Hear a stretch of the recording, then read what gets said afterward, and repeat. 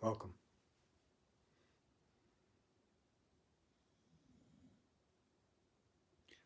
Wait a bit for people to file in, filter in, and just take a moment, the same moment we always take, to be here, to be now.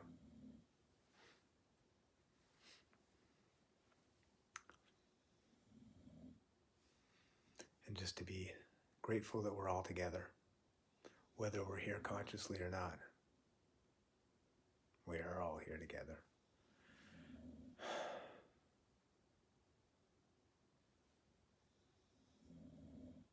Creation of conscious community.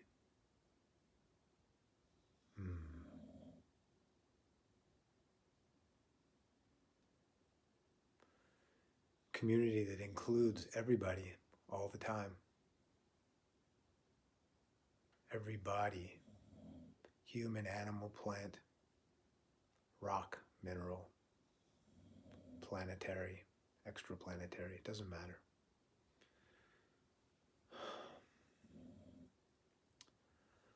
Okay.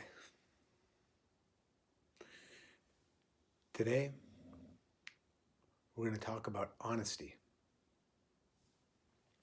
Honesty is a very interesting thing.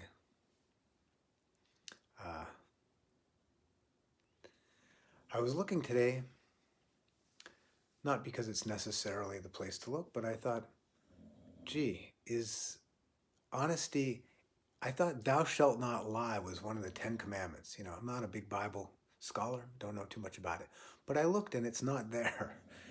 The thing about the commandments is they all say, thou shalt not, thou shalt not, thou shalt not, thou shalt not, thou shalt not, thou shalt not, thou shalt not, thou shalt not. There's one thing, you're supposed to honor your father and mother. All the other 9 are don't do stuff, right? So, honesty. There's natural law. Natural law determines, natural law are the laws that, when followed, bring us to joy and to connection, to all the things that we crave as human beings. When we don't follow natural law, we suffer, and those around us suffer. Natural law, eat clean food. Natural law, exercise, move your body. Natural law. I keep coming to honesty. I mean, it's such a primary natural law.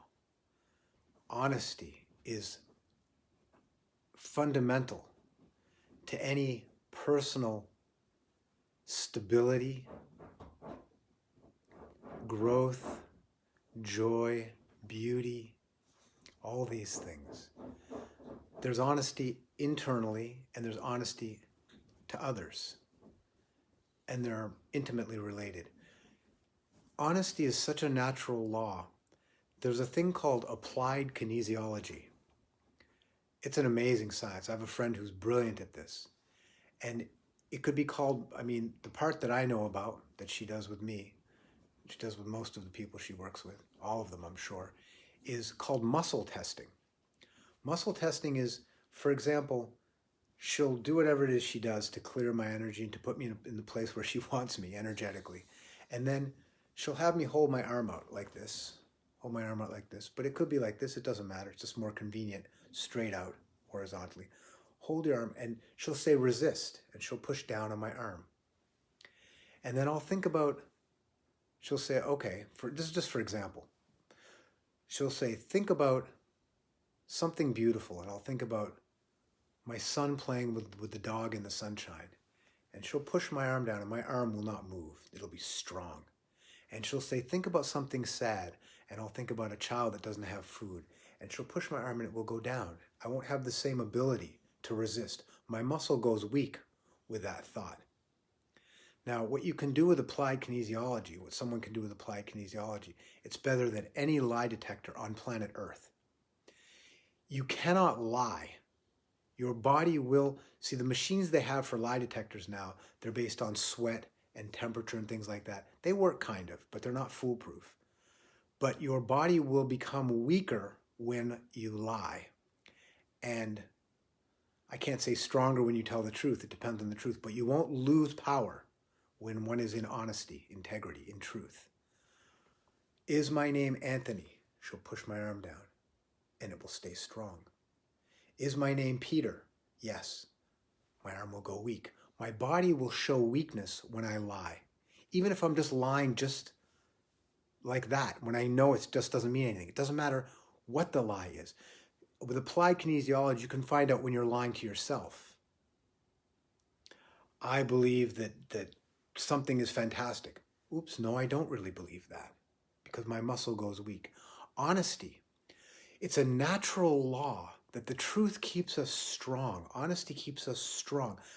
Physically, it can be tested that way, but it's true emotionally, psychologically, and spiritually. Remember, we talk about the body, the mind, the thinking mind, psychology, the feeling body, the feeling emotions, the spiritual body.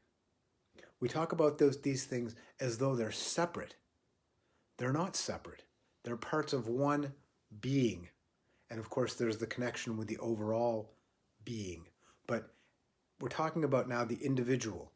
The individual, the body, the mind, the feelings, the psychology, the soul, all these things are weakened. It's natural law. It is the way we are constructed, the way we're built, that healthy food, clean, fresh food from the earth will generally keep us strong, will build us strong. Fast, fried, processed food will over time make us weak, sometimes immediately.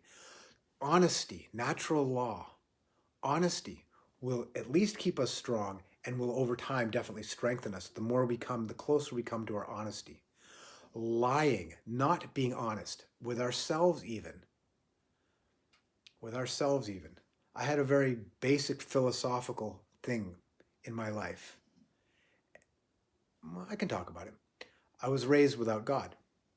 So all my life I was raised to believe there's no God.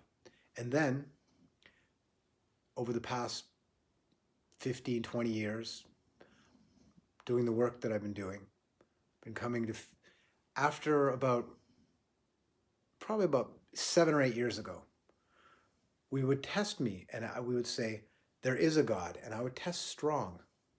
There is no God, I would test strong. That's called agnostic. In my heart of hearts, in my being, I felt there was and I felt there wasn't.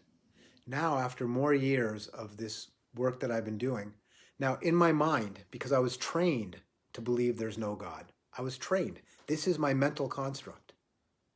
So in my mind, I'm still agnostic. Yes, no, I don't know. But when you test my body now, I say there is a God, strong. There's no God, weak. So my being is very clear that there's a God, at least for me. Now, this is just a word, right? God. But I'm just telling you, giving an example here of what it is, how it is that even the internal truth, because in my mind, I'm not sure. My mind, I don't know. But my being is sure. And so my body goes weak when I say no. Because my words, even my mind is not being honest to my fundamental truth. That's heavy, that's deep.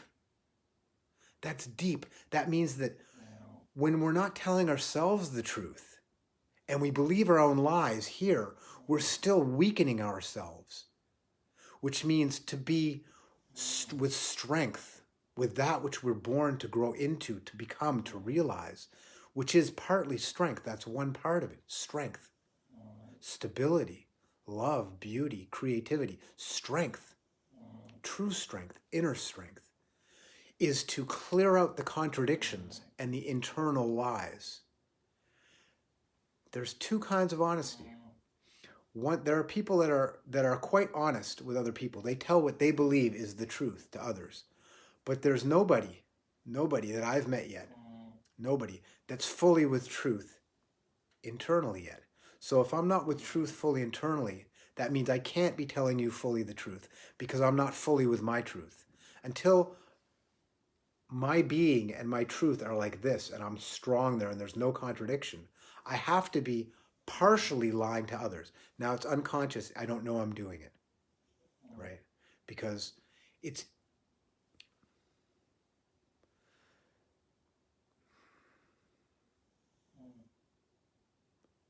as someone who was a chronic liar for all of my life until the last 15, 20 years, I can tell you that lying is an extremely painful way to live. Why do we lie? We lie because we don't think we can get what we want with the truth.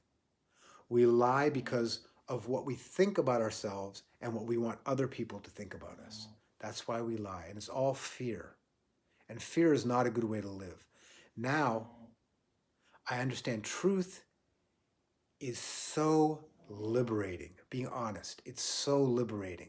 And not for the reasons people say, you have to remember what you said and you might get caught in a lie. It's not about that. You can get away with all the lies in the world. There are people who get away with, people that have a lot of power, money, and attention. They're surrounded by people who at least pretend to believe everything they say, because that's where they're getting their money and their attention from.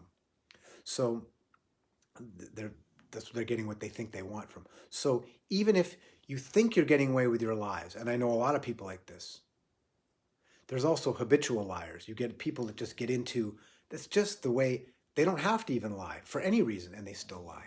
But this is such a weak and weakening position. When one tells the truth, is with truth, honesty, one has a liberation and a peace that's indescribable. And those of us who are here now, who are in that space or moving towards that space, understand what I'm talking about. Those who don't live in that space, you can't understand it until you try it. It's like saying meditation. You need to meditate. Well, I can't, and I don't want to, and they don't get it until they do it. Once you start meditation, you will never be able to stop. Once you start honesty, you will never be able to stop. Honesty and the path to honesty. The name of this group is True Diamond Heart. True Diamond Heart means there's a diamond cut with faces at the top, and the diamond be like that. Tapers down. It's like doop doop, like a V, like a triangle with the point at the bottom. And at the top are all the facets, the faces that bring in the light, reflect the light, the beauty. But the light goes into the center. At the bottom is the heart. The bottom of the diamond is the heart. And the light goes into the heart. And the heart is the place where all of these qualities that are the faces meet and join. So one face is compassion, one face is love, one face is honesty. If we can come to perfect honesty, we will eventually, with perfect honesty, reach the center, reach the heart of the diamond, where all the other qualities will be ours, meaning love, compassion, peace, creativity, stability, and so forth, faith, gorgeousness. All these things will meet. Honesty, the path of honesty is the path to self-realization. There is nothing to hide, nothing to hide from. Honesty is simply the truth. Now, anything that is not the truth is weakening us, because then we're working with something that's not. If I'm trying to correct this and I'm seeing this, I can't correct this. I have to see what's real. I have to be honest. The path of honesty is the path to clearing out the contradictions, all of the things we hide from ourselves, and these have manifestations. If I have anxiety, nervousness, fear about the path, about the future, trauma from the past, all these things, whatever it is, gluttony, lust, addictions, the list goes on. Jealousy, vanity, all of these things. It's because and I'm not saying this is not a blame thing. This is a simple recognition thing. It's because there's contradictions, things that haven't been brought to the light and revealed as nothing. Yes, there's something until they're released, which means to be honest. What is there inside of me that has a reason to lie? At this point, I don't lie outwardly, but I still lie inwardly. And the reason I know that is because I discover these lies as I do my personal work, and they get revealed. And as they get revealed, and as I process the symptoms, I process anxiety, for example, I come to see that it's a misconception about what I am. It's because I think I'm something that I'm not. And that causes anxiety. So as I work with the anxiety, it will reveal the contradiction. Or one can sometimes work the other way and the contradiction will be revealed and the anxiety will lessen. But this is all a group of things. It's all happening at once. And it's so confusing, whereas honesty is so simple. Honesty is when the confusion is gone. What is there here to lie about? Have I done things that really weren't nice to other people? Yes. Is that something to hide from myself? All it does is make it worse. Make it more likely that I'll do the same thing in the future. Let me be honest about it. And the honesty, forgive and release, meaning it no longer exists if I can come back to the original simplicity of who I really am. Who am I really? I am really an innocent, perfect being that's made a series of errors in this body, because that is the path of this body, to go through the errors, learn from them, and clear it up and become simple again. Simplicity has no need to be dishonest. Dishonesty is so complicated. Have you seen people that lie a lot? There's such complications going on, and the amount of energy that goes into maintaining those complications. And it's all about trying to get things you think you can't get otherwise. If you can't get it through honesty, I'm not talking about stealing a loaf of bread if you're starving. I'm not talking about that. I'm talking about emotional, psychological, and spiritual honesty. If you can't get that man or that woman, you can't get that job or that, well, job might be different. Sometimes we need to do things in the physical world, which means it's just the way it is sometimes. But the less of that, the better. And the path will clear. That'll become easier and easier as time goes on, as everything else clears up. But any relations with people that are voluntary, any relations, and even if they're not voluntary, people in your house that you're living with, anything like that.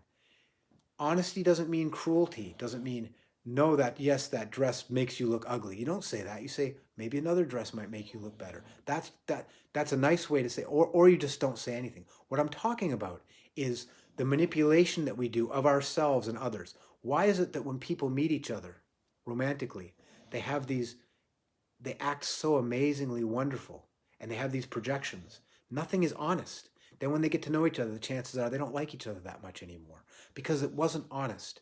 Come honest, come honest. Maybe you belong together, maybe you don't, but the honesty, at least, there's nothing to hide. First and foremost, if you have to lie, try your best not to lie to yourself. If you have to lie to other people, try not to do that. It's not helping you. But don't lie to yourself. And that's the hardest one, because the whole identity that surrounds me, what it is that and listen, when I'm saying I'm talking to the ears that are listening. The ears that are listening are the voices that is talking. There's only one I here. This is a community of I. And that doesn't mean this I or that I. This means I. When I lie, when I'm dishonest, it's because I hear your ears. Who's speaking? I am. The same ears that are listening is the voice that's speaking. When I lie because I have this constructed identity that is built on lies. I am a lie. What I think I am is not the truth. It is such a small part of the truth. It's like saying, this is who I am. And if I believe that this little finger is all that I am, that's not the truth. It's not the truth. This is true. But so is this. So is this. So is this. So is this. So is this. So is the part you can't see on the camera.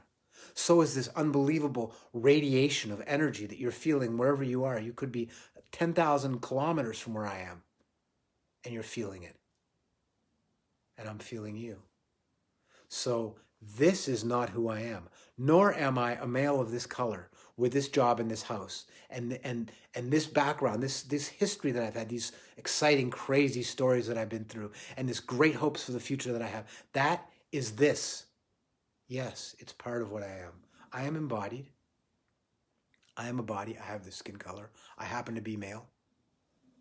All these characteristics. I have this job. I live in this place. This plant lives with me right here, whatever. This plant lives with me. Where is it? There it is. Beautiful plant lives there. Yes, all these things are true, but it's this. And because I've made this into this, it's all you can see. It's the whole identity. This is who I think I am. Do you know how much lying goes into thinking that this is who I am, to maintaining that? I am separate from that plant. I am more important than you. I have to be liked by my neighbor. I have to impress that woman. Wow. That's a very small... Forget about the universe. It's a big place. I live in a city. In one block around here, there are, in a quarter of a square mile, half a kilometer around me, there are 20,000 people, 10,000 people, let's say 1,000 people, 5,000 people. Those people have universes equal to mine. Let me not be narcissistic about it. This here is nothing. But luckily, that's not who I am. I am all of this. I am all of this. The I that's hearing what's being spoken. I am that. Who am I?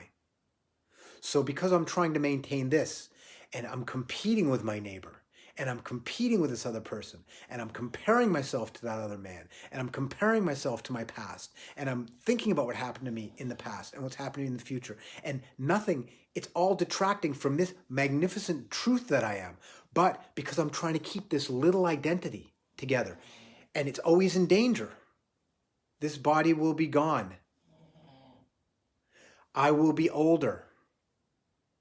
Everything will change. My past will disappear. My son will be gone. His son will be gone. It's all like that. But there is a bigger identity. We're not trying to be pessimistic. But when I'm trying to hold this little identity together, and if this is not clear to people, let's make it clear. Please, we need back and forth here. We can do personal things. If people need to message me, or we need to do work personally, we can do that. Or leave things on private message me or whatever it is, because this is crucial. If we understand that we're holding this little identity together, and it's always under threat, because it's not a present time thing, and it's tiny, and it's vulnerable, and it's got to be held together by lies, because it's believing that this little thing is the universe is a lie. It's not the universe. But thank goodness I have access to the universe, not through getting stuff, not through getting attention, not through getting love, not through anything. I have it by reframing my identity as that which is limitless and boundless. And when I'm without limits, there's nothing to defend, and there's no need to be dishonest anymore. That's what honesty is. Honesty is the realization that this is extremely small. This thing that we spend, and this represents my identity, who I think I am. When really what I am is this whole thing that you can see and the stuff you can't see and the radiation. But because I've identified myself like this, it's a lot of trouble. And because I think that this is narcissism, to believe that this person, this physical body and these experiences among 8 billion other people that are on this, and then trillions and trillions of other animals and infinite insects, and then infinite times a million bacteria and viruses and plants and rocks and earth and water, to believe that this is that important. This is where I spend all of my energy. Do you hear me? Do I hear myself? Do I hear my heart speaking? Because this is not some guy on the internet talking to you or talking to me. This is my heart speaking to my ears. And my ears are telling me, now I'm hearing my heart tell me that this little person that I spend all day, I wake up in the morning and I worry about her. Or I worry about him if I happen to be a male. Or I worry about her. Oh, goodness me. I have this trouble and I have that trouble. And my hair this and my elbow that and my cousin the other thing. And I feel this from what I didn't do right yesterday. And I did such a great thing the day before. And tomorrow I'm worried about this and I hope for that. My God, an endless stream of I this, I that, I the other thing, I did, I didn't, I will, I'm going to, I hope I do, I hope I do. Do you hear how every single thing is I? It's this. It's wrapped around this tiny identity. This is small.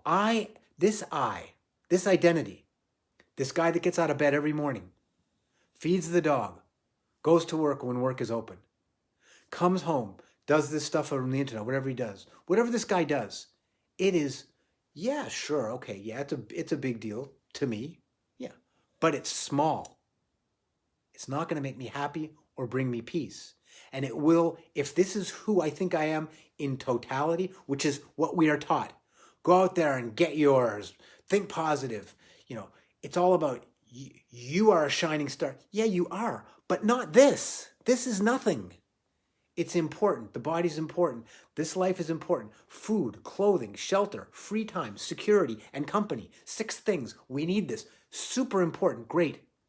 But once we've got enough of those things, how many more likes do I need on Instagram? How many more people need to tell me that they like my shirt? How many more women have to be attracted to me? How many more men have to think I'm gorgeous? How many more meals do I have to? These are all things, when there's enough, there's enough. Afterwards, it's an obsession with this that denies this everything. And so when this is my universe, this little self, and that's all that I think I am, which is what we are taught from birth until the moment that we start taking responsibility for ourselves and trying to find something bigger, because we all want everything. We want to be universal. We want to be with everything, part of everything. And we've come to think and believe, bad conditioning, that getting everything, no, you can't get everything. You will never have that star. You can be everything. That's what you want, because that will give you what you want. So this little false identity, this believing that this is the universe, that's narcissism. And people that are true narcissists, they don't even believe that the neighbor is an equal. They think that this is the only one. These other ones are like details floating around in the background. They're not real. People think about animals that way. Anytime that there's an us and an other, there's, okay, we're not full narcissists. There's me and my group. There's True Diamond Heart, and we're these people here. And then the people aren't in True Diamond Heart. They're like details. They're others. Oh, all of a sudden, that's narcissism, the group narcissism of True Diamond Heart, or the group narcissism of being a sports fan and the other team, whatever it is. There's nothing wrong with being part of things. But when it's an identification, then what we've done is we've created narcissism. And narcissism is dishonesty. It means I do not see the truth, and I am lying about the truth because I'm struggling to keep this as number one, keep this as the center. I'm struggling to keep it together. My job, my youth, my clothes, what people think about me. Wow. It's so painful. So honesty is very simple. And as we become more honest, our identification gets larger. Or as our identification gets larger, our honesty becomes stronger, becomes more encompassing. Because the truth is, the honesty is, that this is important, but it's very small, and it's not that important. This is more important, that's all of us, than the animals and everything. That's more important, but it's still not everything. Broaden the identity to the point where there's nothing left to protect. If my identity is everything, then what is there to defend? What is there to lie about? What dishonesty do I need? Remember, dishonesty is fear-based. It's because I want something and I think I can't get it by being honest. Or I'm trying to create a self-image, that's this, trying to hold this together for myself. or for other people, so other people will believe this. So if I enter the diamond through the face of compassion, I will get to honesty. But honesty is a really powerful part. It's both a goal and a tool. It's something we use to get to the other things, and the other things will bring us to it. But let's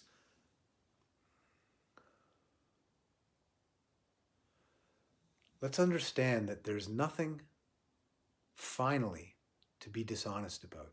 There's nothing to lie about, nothing to protect. Because the thing we're lying about and trying to protect isn't worth lying about or protecting. If someone has an idea of this because of what it looks like,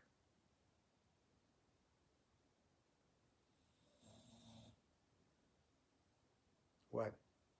Why do I need to protect this in that person's mind? I can't control that person's mind.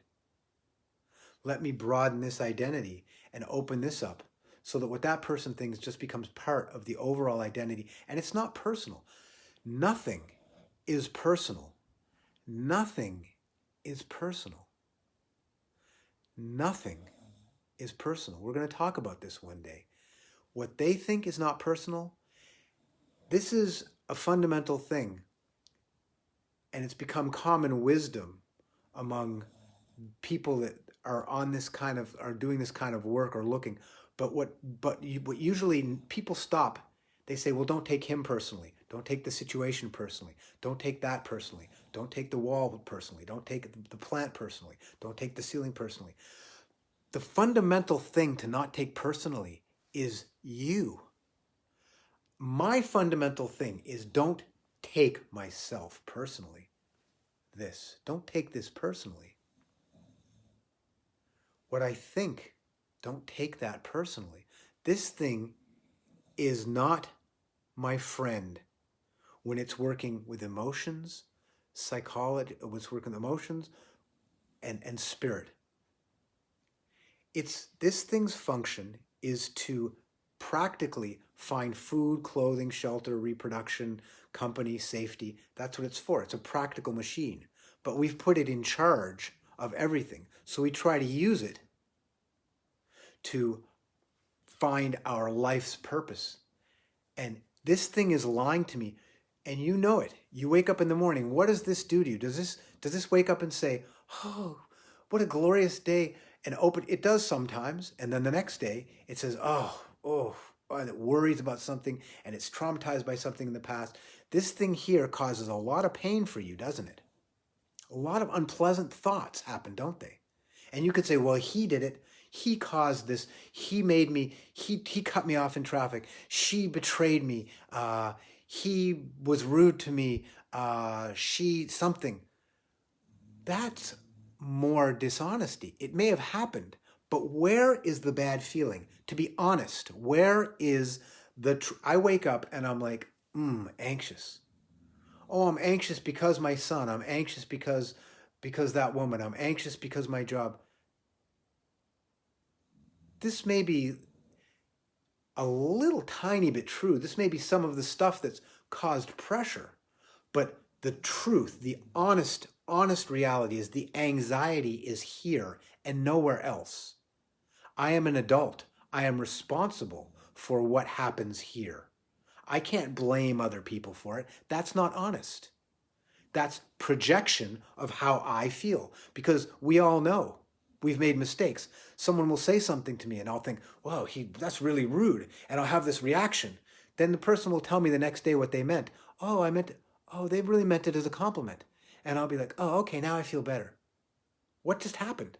I put my peace of mind in that person's power. And I took them personally. And I wasn't honest. They said something that made me feel bad, See, even the language, made me feel bad. How did he make me feel bad? He said something. I felt bad. Honestly, my responsibility, not my fault. Fault is blame. Blame is no good. Don't blame anybody or anything. Responsibility. I am responsible, which means I can change it and I can grow and learn. So he did something. I had a reaction. a negative reaction. The next day he explained nothing changed and my reaction changes to positive. Honestly, what happened? Honestly, what happened was those reactions here based on what I thought he said and then what he told me he said, which could have been a lie also. I don't know what's real. Honestly, whatever's happening here is my responsibility. And that means it's within my power to change and to modify and to work with.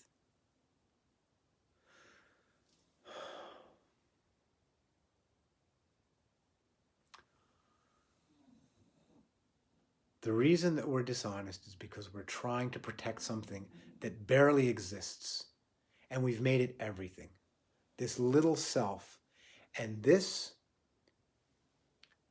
is torturing us because we're giving it the power to be the boss. It's not the boss unless we let it be the boss. I let my mind be the boss. Do you hear that? I am crying. Am I crying? No. I am having an experience of crying. I am speaking. Am I speech? No. I am having an experience of speech. I am angry. Well, what happens when I lose, it's called the observer. That which watches and says, I am angry. When someone says, I am angry, usually what they mean is, I am anger. I am anger. And there's nothing but anger. With consciousness, we say, I am experiencing anger, which means, yes, I feel it, but I'm not completely in the anger. There's something watching it. There's a river of anger, and there's something watching the river of anger. I am experiencing anger. I am angry, I'm in the river, and there's nothing else.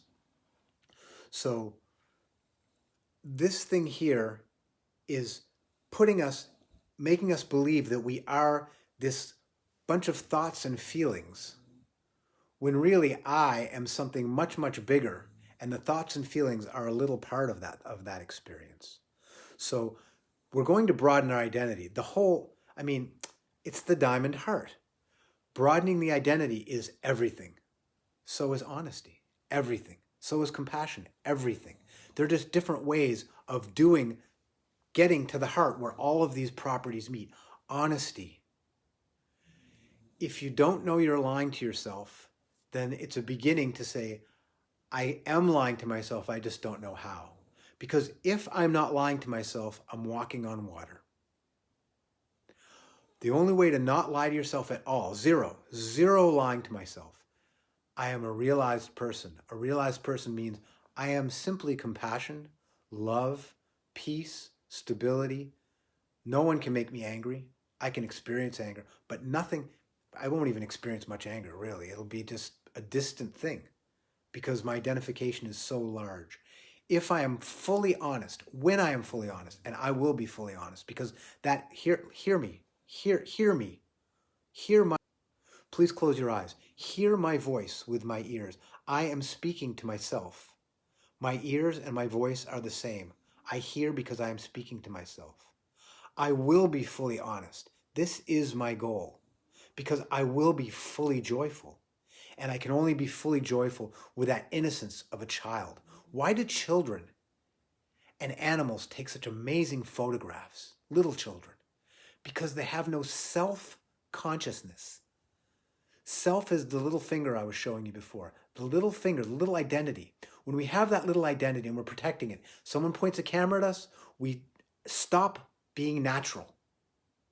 Animals don't do that. Little kids don't do that. They are not self-aware yet. There's no self built up. No false little identity that they think is everything.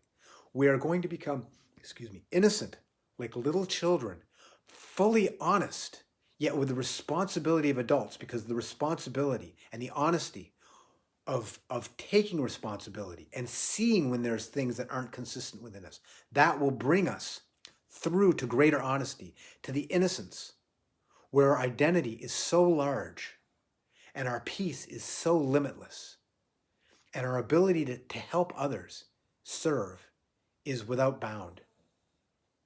Okay, so our goal, my ears and my voice that are speaking to myself, my goal is full and absolute honesty. And that means To begin with, anytime I experience something, it is mine. I own it. If something unpleasant is happening, I do not blame others. Others may be partly responsible for the situation or fully responsible for the situation, but how it is that it works and lands in myself, that's my kingdom. That's my queendom.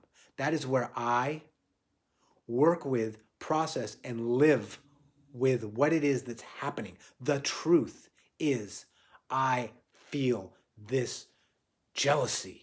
It is my jealousy. Not that it's great. I am jealous. It is not an identification. It's simply an experience that no matter what that person did or didn't do, it is my responsibility. It's living in my kingdom, in my queendom. And we've spoken about it. Go back to how to work with fear. We did a talk on this, but we'll go through it. We'll do it again. How to work with these quote unquote negative things in a way that brings us out of it. But first and foremost, to be honest with the responsibility of where these things are, and then work with them. A quick thumbnail. Honesty to recognize what's happening and responsibility that it's here. Number 2 is surrender. Feel the feeling when you have the time and the safety. Feel it without surrender to it, without explaining it, without lying about it, without pushing it down, without escaping from it, without blaming someone else and projecting it on someone else. Feel it without a second reaction, like an adult. And if you feel bad, I feel bad. Number 3, if I can feel gratitude for that feeling, understanding that this is my body, my mind, my heart, and my soul cleaning itself. Thank you, body, mind, heart, soul, God, whatever it is, universal consciousness, higher. Thank you for cleaning me. Number 4, ask for help.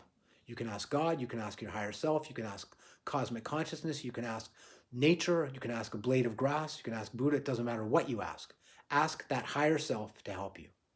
God, whatever you want to call it. That's the quick way to work with it. Now, our eyes are closed. And what we're doing now is we're going to have a short meditation. We're going to take the box that we always have, our beautiful box at our feet called later. It says in magic marker, we wrote later on the outside of the box. The box is open. Our eyes are closed. We're sitting comfortably, or however we are, we're comfortable, well, first and foremost. We're going to breathe in a few times and breathe out a few times. 3 times. We're going to breathe in slowly through our nose, more slowly through the mouth. Each time we breathe out through the mouth, we release the past and the future, and we release all the tensions and the fears and the thoughts and the worries and the hopes that we brought here. See how quickly I'm talking? I need to do it also. Ready? In. Out. Releasing.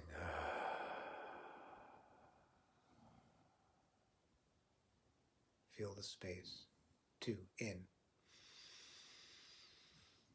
Out. Releasing more fully.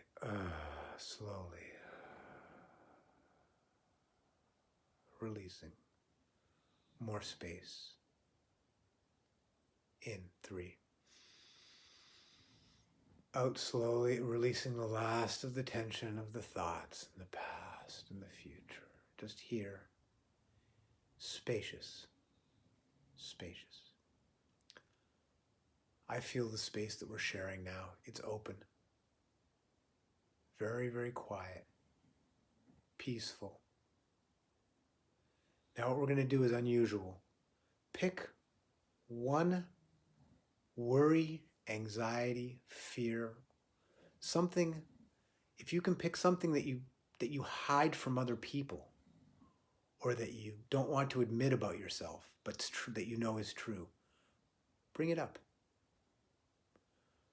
Do you feel that? I feel it in your feel it. Any other thoughts and feelings, let them go into the box called later. But that one thought, that one feeling, that thing that you're not fully honest with others about, or you don't like about yourself and you don't really want to admit, but you know it's true, bring it. Feel it. I am, or I am hiding, and put it there and feel it. Feel the feeling's uncomfortable. Feel that uncomfortableness. And perhaps there's thoughts being generated. Don't get too into the thoughts. Let's stay with the feeling mostly. Okay. Not that pleasant. it's like we had this beautiful open natural space, and then we put like an out of tune instrument in the middle of it, and it's going and it's doing that feeling in our bodies, right? You can feel that. Okay.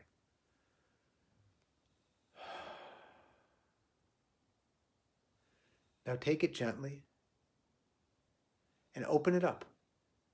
Open it up. Like a flower, let it open up and just open up. What's inside of that feeling? What is it?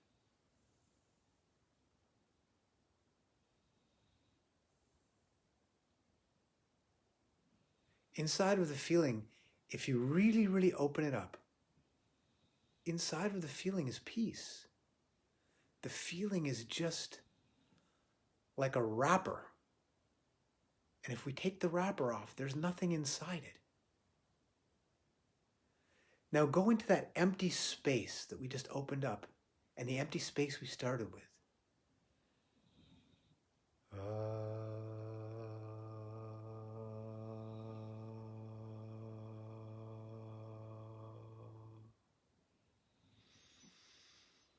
Feel this in your chest. Feel this sound in your chest.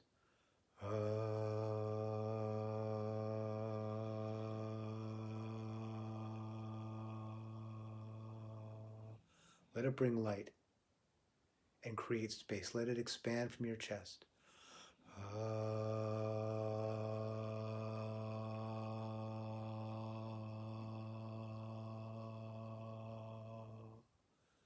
Until there's nothing but openness. There's a voice. I hear a voice. And the voice is coming out of nowhere. And there's just space. Open space. And it's a beautiful, beautiful, peaceful. The joy is extremely gentle. It's not an exciting joy. It's just a peaceful, beautiful awareness that everything is like an open flower, and a fragrance just wafts across the breeze of emptiness and open, gentle light. Feel space. In front of you, there's nothing but space. To the right and to the left, space. Behind me, space. Below me, space. Above me, space. And nothing that is me or not me. There's just space and openness and light and light and light. Sit here, be in light and space and silence for the next few seconds. Put that thought in the box called later.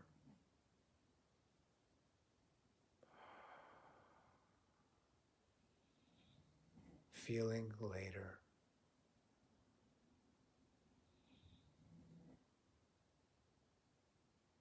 Sensory input, sounds later. And now you feel that unbelievable, this is who I am. This is the broader identification. Is there any dishonesty here?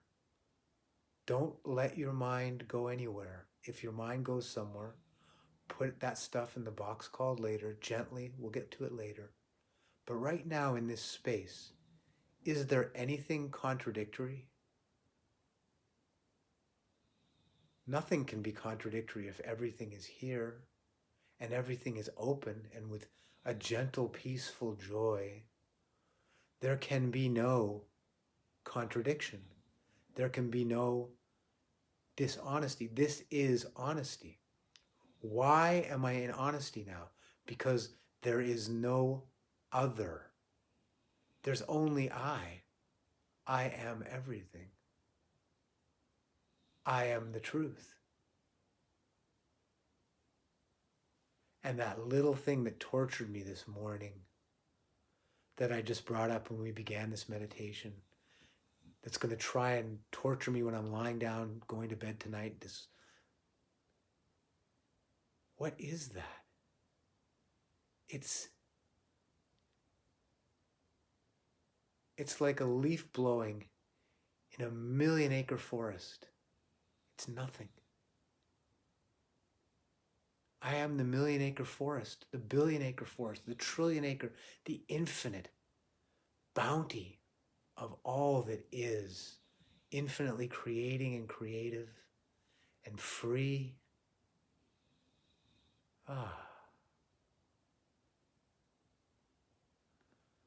Let's come back gently, slowly, gently. Feel your body. Come back to body consciousness. And we can maintain that, as we move on with this practice. You might want to pat your body, your face, your head, your arms a little bit, just to come back. If you want to feel roots going down from whatever the bottom of your body is, whatever's touching the seat or the floor, feel roots going through whatever's happening into the earth. The earth connects the sky. We are human beings. Human beings are the only two-legged vertical creatures on earth. You see how beautiful, it just occurred to me, how beautiful, why giraffes really have that vertical thing going on, don't they? That grounded, although their legs are spindly, they're earth, attached to the earth, and they gallop on the earth, anyway, human beings, two-legged, and we reach for the stars and the heavens while we're rooted deeply in the earth. Now we're rooted in the earth to come back to our bodies, embodied for a reason, here to learn, to be light, to be honest, to be truth, to be compassion, to be love. Come back. We're here. Okay. So, now we're here.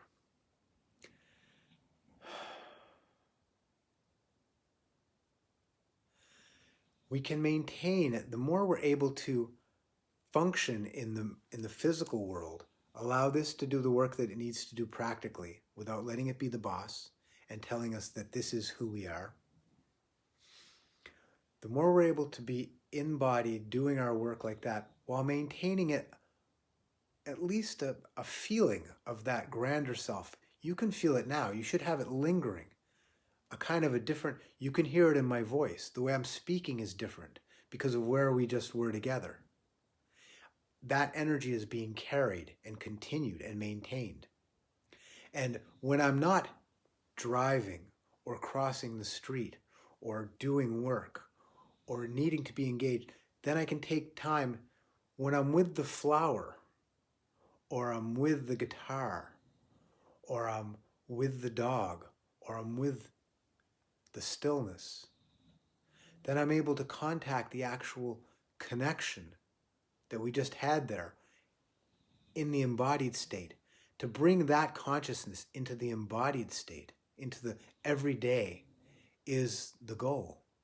Until eventually, this is no longer running the show at all. That larger consciousness is using this the way that I use my hand. My hand doesn't run the show. My hand is my tool. This is a tool of the grand, that's why we say surrender to God, or we say surrender to my higher self, or we simply say surrender to reality, to truth.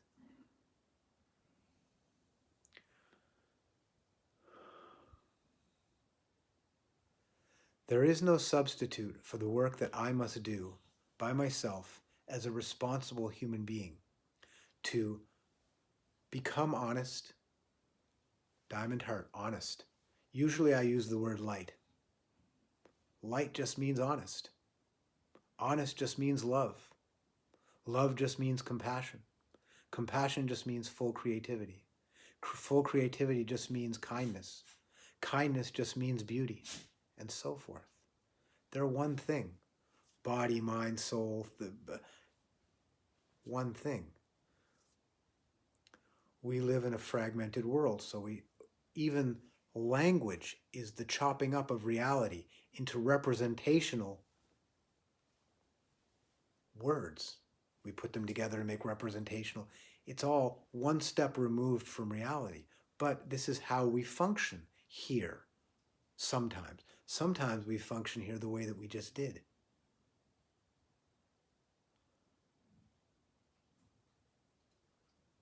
Sometimes we function that way. And that's much more direct. That's how we function.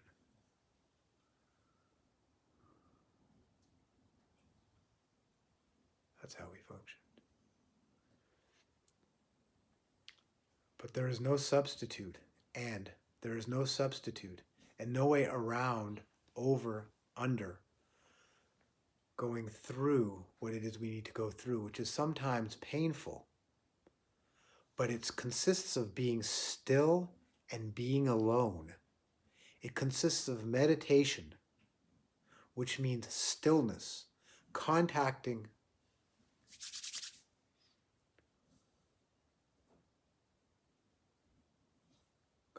that and working through what we started that meditation we did before, where we brought up something we feel ashamed of, or we don't tell people about, or we hide from ourselves, or we don't really like about ourselves. Those things, going through those, that meditation has two sides, contacting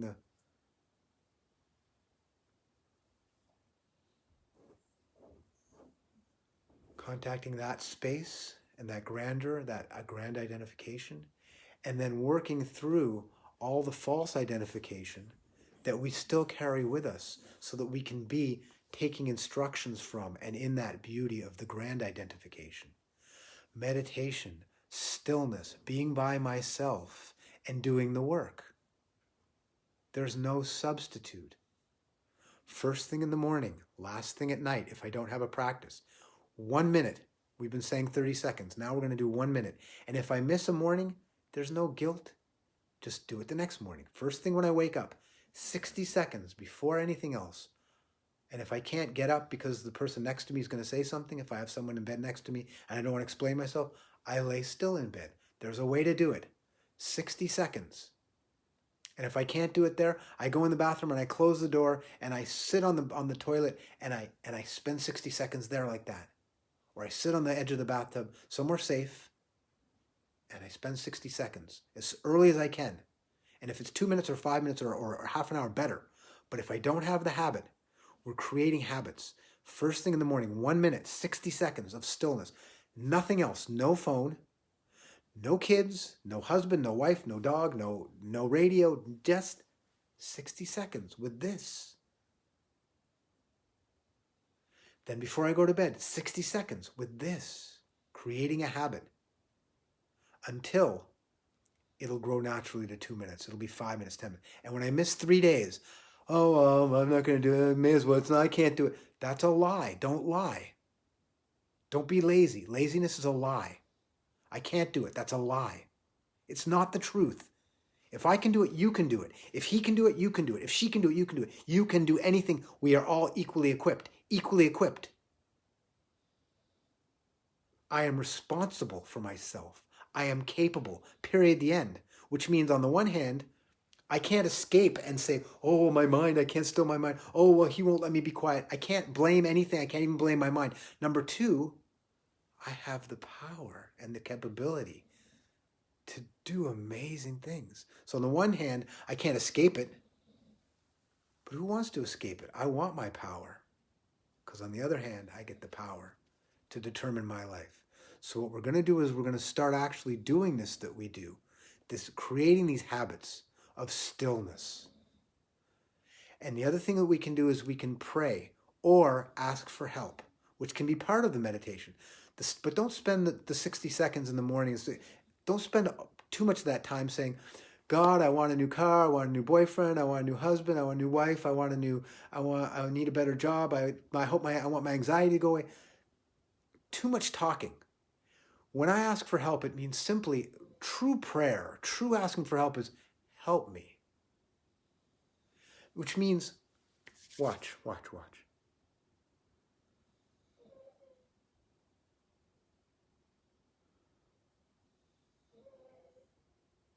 That. We were in meditation together. That space, that openness, that quiet joy, that quiet peacefulness. Don't let your mind sabotage this. You have it. Put it in the box called later. That is what you're asking for help. And when you ask that for help, don't tell it what you need. Help me. God, help me, spacious, joyful universe. And maybe what that will give you will be something that you don't like. You don't know what's right for you because you're confused, because this is your boss. Stop. Stop letting this be your boss. It's torturing you. Let that space be your boss, our boss.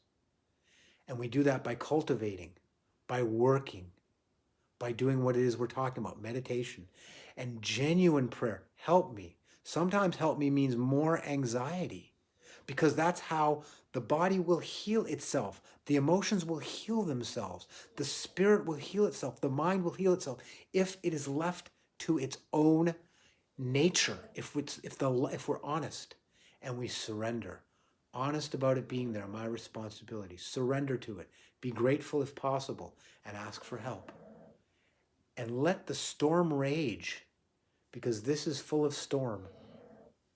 Okay? There is so much more to say, and yet there's nothing to say. Feedback. If we need to communicate, come. You have True Diamond Heart, now Facebook, YouTube, and Instagram. All three of those places we can interact on a personal level or on a group level.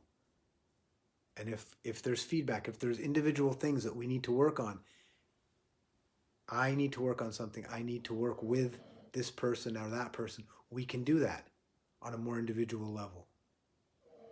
Feedback, what it is that's landing, what's not landing. I can feel it, but there's tremendous confusion everywhere. And that's not because any of us are to blame. It's just the nature of where we are on the path. We're working through the confusion together. Thank you. You are my path.